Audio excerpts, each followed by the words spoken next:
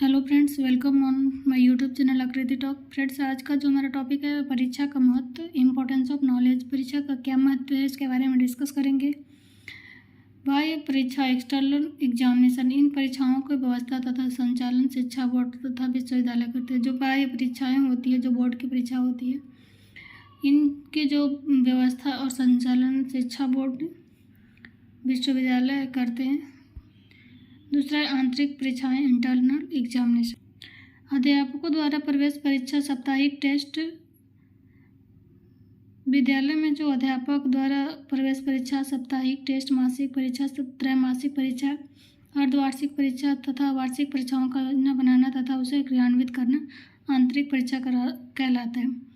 जो विद्यालय में जो टीचर द्वारा जो प्रवेश परीक्षा होता है, एग्जाम जो एडमिशन होता है, उस टाइम जो टेस्ट एग्ज़ाम लिए जाते हैं, साप्ताहिक टेस्ट होते हैं, मासिक टेस्ट होते हैं, 3 महीने में जो एग्ज़ाम होती है, 6 महीने में भी एग्ज़ाम होती है, और फाइनल ईयर 1 साल में भी एग्ज़ाम होता है। इस योजना को जो क्रियान्वित करना उन्हें आंतरिक परीक्षा कहलाता है।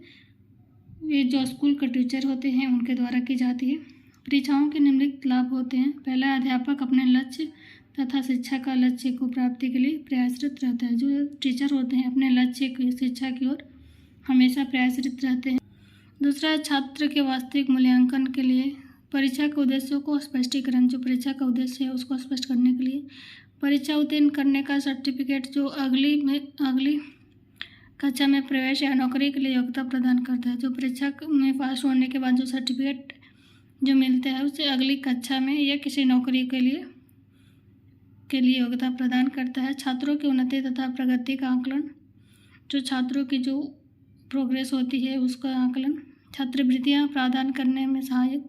जो स्कॉलरशिप होती है उसमें हेल्प होती है। पाठ्यक्रम में सुधार या बदलाव, मार्गदर्शन में सहयोग। आगे परीक्षाओं के गुण, मेरिट्स ऑफ एग्जामिनेशन।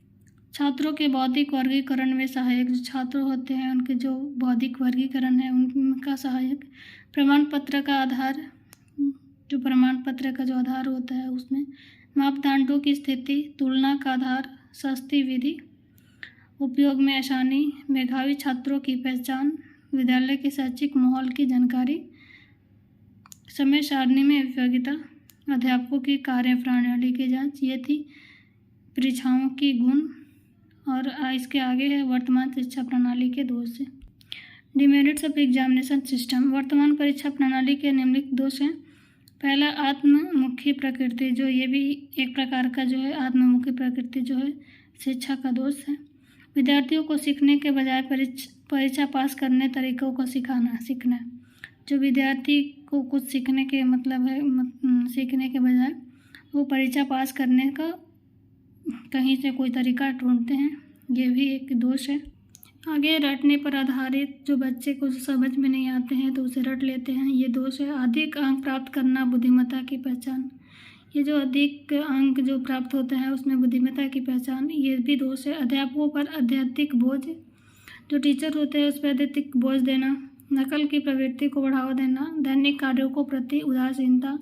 स्वास्थ्य पर बुरा प्रभाव। 3 घंटे की परीक्षा पूर्ण मूल्यांकन में असमर्थ। जो 3 घंटे के जो एग्ज़ाम होते हैं उसमें असमर्थ होना। भाग्य पर आधारित। जो भाग्य पर कहते हैं कि जो भाग्य में होगा उससे भाग्य पर छोड़ देते हैं, ये भी दोष है। शिक्षा के मूल उद्देश्य से भटका देती है। जो शिक्षा का मूल उद्देश्य है उसमें से भटक जाना। परिणाम की चिंता बढ़ाते हैं। प्रामाणिकता से दूर। आर्थिक पक्ष पर जोर देना। ये थी ये शिक्षा की दोष। आगे, वर्तमान शिक्षा पद्धति में सुधार के सुझाव। Suggestion for improvement in present education system. जो आज की जो शिक्षा है उसमें सुधार के लिए कुछ सुझाव। ये जो वर्तमान शिक्षा पद्धति के जो सुधार हैं इसके सुझाव हैं, इसको मैं अगले वीडियो में डिस्कस करूँगी। आज के लिए इतना ही। ये थी आज की हमारी टॉपिक। आई होप ये वीडियो आप लोगों को पसंद आई है तो प्लीज़ चैनल को सब्सक्राइब कीजिए, लाइक कीजिए, कमेंट कीजिए और बेल आइकन पर प्रेस कीजिए ताकि हर वीडियो का नोटिफिकेशन आपको समय पर मिल सके। Thank you.